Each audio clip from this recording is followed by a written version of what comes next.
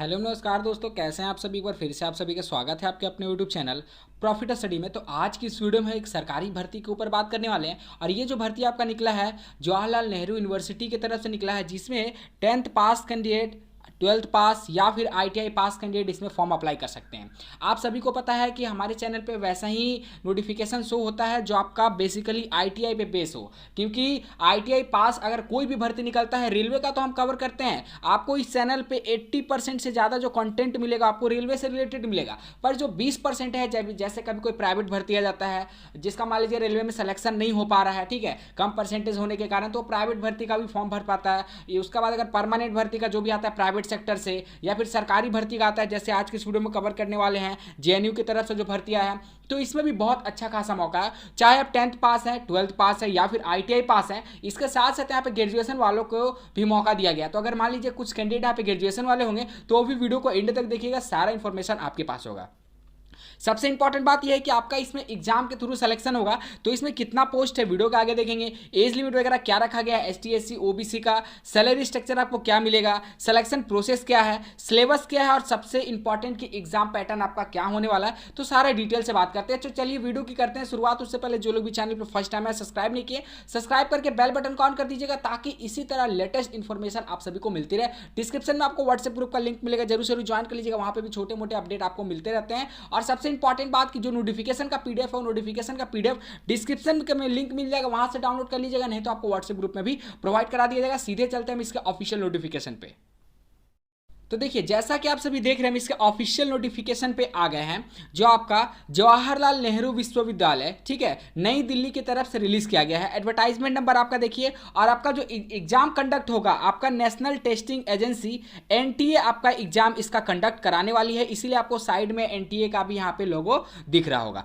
Special requirement drive, ठीक है, जिसमें अगर बात करेंगे तो टोटल यहाँ पे 40 तरह का पोस्ट निकाला गया है। कितना? 40 तरह का पोस्ट है। पर ITI और 10th वाले 12th वाले कैंडिडेट के लिए कुछ ही पोस्ट है। जैसे हम अप्रोक्स अगर बात करेंगे तो 8 से 9 तरह का पोस्ट ITI और यहाँ पे हम देखेंगे 12th और 10th वालों के लिए। तो एक एक करके सभी पोस्ट को आपको दिखाएंगे। सबसे पहले देख लीजिए, यहाँ पे आपको सीरियल नंबर, पोस्ट नेम, और आपको कितना पे लेवल मिलेगा, ग्रुप A में कितना पोस्ट है वो देखने को मिलेगा। और सबसे इंपॉर्टेंट कैटेगरी, जिसमें आपका unreserved, EWS, OBC, ST SC और PWD का जो कितना वैकेंसी रिलीज किया गया वो शो होगा। और मैक्सिमम एज लिमिट आपको यहाँ पे देखने को मिलता है। चलिए सबसे पहले हम बात कर लेते हैं कि जिसमें आपका 10th 12th वाले कैंडिडेट अप्लाई कर सकते हैं, ITI वाले कैंडिडेट अप्लाई कर सकते हैं। सिर्फ आपको वो पोर्शन दिखाएंगे। तो यहाँ पे पोस्ट नंबर 8 पे, ठीक है, पोस्ट नंबर जो 8 है आपका मल्टीटास्किंग स्टाफ MTS में, जो आपका ग्रुप C लेवल 1 पोस्ट पे आता है, जिसमें देख लीजिए वैकेंसी टेबल आपके सामने है। अगर एज लिमिट का बात करेंगे तो यहाँ पे मैक्सिमम एज लिमिट 40 साल रखा गया है,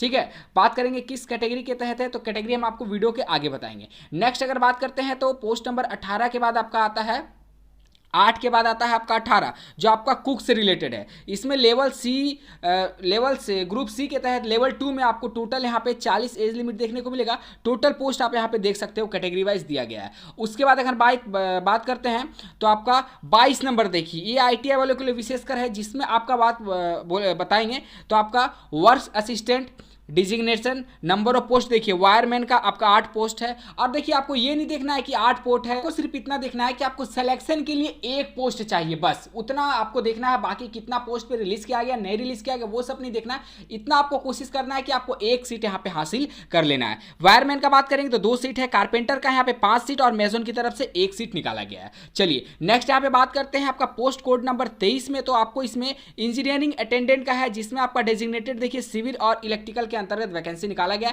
एज लिमिट आपको सब में सेम ही देखने को मिलेगा। नेक्स्ट बात करते हैं जो आपका ITI और 10th 12th का जो पोस्ट है वो आपका 30 नंबर में है। तो 30 नंबर में आ गए हैं, तो और इसमें आपको बोला गया है कि जूनियर टेक्नीशियन, ठीक है, जूनियर टेक्नीशियन के तहत ग्रुप C लेवल 3 में आपको सिलेक्शन यहाँ पे दिया जाएगा, जिसमें एज लिमिट आपको मैक्सिमम 40 ही देखने को मिल रहा। उसके बाद 33 बात करते हैं तो टेक्नीशियन A के तहत यहाँ पे ग्रुप C लेवल 1 में आपको मैक्सिमम एज लिमिट 40 देखने को मिल रहा। बाकी डिटेल्स हम आपको अभी दिखाएंगे आगे, ये पहले अभी मोटा मोटा मोटी आप समझ लीजिए कि कौन कौन सा पोस्ट कोड पे आपका भर्ती होने वाला है। उसके बाद आपका बात करते हैं पोस्ट कोड 37 में, जिसपे आपका लेबोरेटरी अटेंडेंट का है, जिसमें ग्रुप सी लेवल 1 पे आपका भर्ती होगा। 40 एज लिमिट आपको मैक्सिमम देखने को मिल रहा। आप डिटेल से बात करते हैं कि किस पोस्ट पे आपको कितना क्या क्या देखने को मिल रहा। सबसे पहले पोस्ट नंबर हम 8 पे चलते हैं। सबसे पहले 8 पे आ गए तो आपका MTS ऑफिस अटेंडेंट के बारे में बताया गया, जिसमें आपका 10th pass from a recognised board, 10th pass से जितने भी कैंडिडेट वो लोग फॉर्म अप्लाई कर सकते हैं। ठीक है, चलिए उसके बाद हमको चलना है 18 नंबर पे। 18 नंबर पे चलते हैं और देखते हैं 18 नंबर में आपको कुक के बारे में बताया गया है। तो इसमें कौन कौन से ट्रेड वाले लोग अप्लाई कर सकते हैं। 10th पास होना चाहिए सबसे पहले। उसके बाद ITI ट्रेड सर्टिफिकेट होना चाहिए, किसमें बकेरी में, एंड आपका 1 ईयर ड्यूरेशन का होना चाहिए, कम से कम 1 साल का सर्टिफिकेट होना चाहिए। और इसके साथ साथ आपको 3 साल का मिनिमम एक्सपीरियंस होना चाहिए, 3 साल का। ठीक है, 18 नंबर को कवर कर लिया। अब चलते हैं 22 नंबर पे। 22 नंबर पे अगर बात करेंगे तो ऑफिस असिस्टेंट में इंजीनियरिंग सर्विस से, जिसमें आपका वायरमैन और आपका टेलीफोन कारपेंटर मेजोन से है। उसमें अगर यहाँ बोला गया है कि आपका ITI डिप्लोमा वाले भी अप्लाई कर सकते हैं। कम यहाँ पे 2 साल का आपका कोर्स होना चाहिए। ITI का है तो भी 2 साल का, और डिप्लोमा है तो लेटरल से भी आपका 2 साल से फॉर्म अप्लाई कर सकते हैं। ठीक है, उसके बाद आपको क्या बोला गया है कि 5 ईयर एक्सपीरियंस आपके पास होना चाहिए। जो भी आपका फील्ड से है उस फील्ड से आपको 5 साल का एक्सपीरियंस होना चाहिए। तो ये सारा क्राइटेरिया अगर फुलफिल आप करते हैं तो आप इसके लिए अप्लाई कर सकते हैं। चलिए नेक्स्ट यहाँ पे पोस्ट कोड को देखते हैं 23 नंबर में। तो 23 नंबर में आपको बताया गया है कि इंजीनियरिंग अटेंडेंट, जिसमें आपका सिविल और इलेक्ट्रिकल का है, इसमें भी सेम आपको क्राइटेरिया है। ITI या फिर डिप्लोमा वाले कैंडिडेट अप्लाई कर सकते हैं, जिसमें ट्रेड देख लीजिए वेल्डर, मेजोन, और यहाँ पे बहुत सारे ट्रेड वालों को मौका दिया गया है।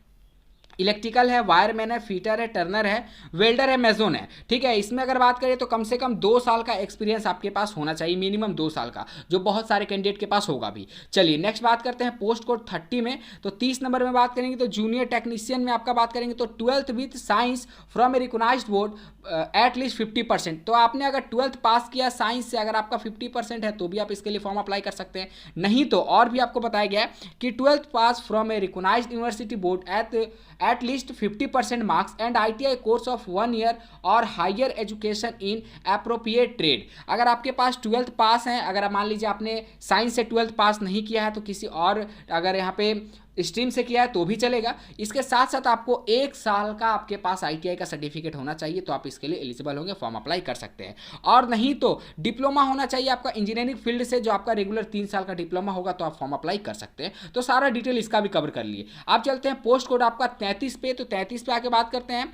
तो इसमें देखिए 10th plus ITI certificate in electrical mechanical engineering ETC with 3 year आपका एक्सपीरियंस होना चाहिए। 3 साल का एक्सपीरियंस नहीं है तो आप इसका फॉर्म अप्लाई नहीं कर सकते हैं। चलिए नेक्स्ट अगर यहाँ पे बात करते हैं 37 में लास्ट आपका देखते हैं। तो इसमें आपको बताया गया है कि 10+2 विथ साइंस आपका होना चाहिए। नहीं तो 10th plus from any recognised या फिर central state board with science, या फिर आपका साइंस होना चाहिए। इसके साथ साथ आपका certificate programme in laboratory technology में आपका सर्टिफिकेट होना चाहिए, तो भी आप फॉर्म अप्लाई कर सकते हो। तो जितना भी 10th का 12th का डिप्लोमा का ITI का पोस्ट हम लोगों ने सारा कवर कर लिया। अब बहुत सारे कैंडिडेट का कि फाइनली फॉर्म कैसे अप्लाई होगा, यहाँ पे एप्लीकेशन फीस वगैरह क्या है, तो आप सभी देख सकते हैं कि पोस्ट ग्रुप ए में आपका 1500 रुपये फीस रखा गया है अनरिजर्व EWS OBC के लिए। ठीक है, वहीं अगर हम बात करेंगे ST SC के अंतर्गत, तो अगर हम ST SC के अंतर्गत अगर बात करते हैं तो यहाँ आपको 1000 रुपये का फीस रखा गया है। पोस्ट ग्रुप और PWD का कोई भी फीस नहीं है। ग्रुप B और ग्रुप C के अंतर्गत वहाँ पे आपको अनरिजर्व EWS OBC का 1000 रुपये फीस रखा गया है। ST SC ओमेन का 600 रखा गया है, और PWD का नील कोई भी फीस नहीं है। मतलब फीस बहुत ही ज़्यादा यहाँ पे रखा गया है। एटलीस्ट यहाँ पे ओमेन कैटेगरी ST SC वालों को यहाँ पे फीस से निजात दे देना चाहिए था, पर उनका भी यहाँ पे फीस रखा गया। सोचिए 1500 रुपये रखा गया OBC और अनरिजर्व वाले का। ठीक है, तो ये सारा डिटेल था जो हम लोगों ने आज की इस वीडियो में कवर किया। एज लिमिट वगैरह अगर आप देखना चाहो तो देख सकते हो। ST SC का बात करेंगे तो 5 साल का छूट मिलेगा, OBC में 3 साल का, PWD अगर है तो आपको मैक्सिमम 10 साल का यहाँ पे छूट दिया जाएगा। बाकी जो भी एडिशनल डिटेल है इसके साथ आपको इससे जो नोटिफिकेशन है उसमें एक बार आप जरूर मेंशन है सारा कुछ, एक बार आप पढ़ लीजिएगा। और यहाँ पे बात करें तो डिटरमाइनिंग आपका यहाँ पे मार्च तक आपका लास्ट डेट दिया गया है। लास्ट डेट के बारे में हम आपको बता देते हैं कि कब तक इसका लास्ट डेट है और कब तक आप फॉर्म यहाँ पे अप्लाई कर सकते हो। तो लास्ट डेट आप सभी देख सकते हो कि closing date of applying online application will be 10 March 2023 at मतलब 10 मार्च के रात के 12 बजे से पहले सभी कैंडिडेट यहाँ पे फॉर्म अप्लाई कर सकते हैं। तो फाइनली यहाँ पे जवाहरलाल नेहरू यूनिवर्सिटी जेएनयू की तरफ से बहुत बड़ा एक अपॉर्चुनिटी है उन सभी कैंडिडेट के लिए जिसके पास यहाँ पे कुछ एक्सपीरियंस है। अगर एक्सपीरियंस नहीं है तो भी यहाँ पे कैंडिडेट अप्लाई कर सकते हैं, जैसे एमटीएस पोस्ट हो गया, कुछ ऐसे भी यहाँ पे पोस्ट निकाले गए हैं जो फ्रेशर वाले जितने भी कैंडिडेट वो सभी कैंडिडेट यहाँ पे अप्लाई कर सकते हैं। तो चलिए इसके रिगार्डिंग आपका जो भी डाउट होगा हमें कमेंट बॉक्स में कमेंट करके बताइएगा। चैनल पर फर्स्ट टाइम में सब्सक्राइब नहीं किया, सब्सक्राइब करके बेल बटन को ऑन कर दिए ताकि इसी तरह रेगुलर कंटेंट आप सभी को मिलती रहे। तब तक के लिए जय हिंद, जय भारत।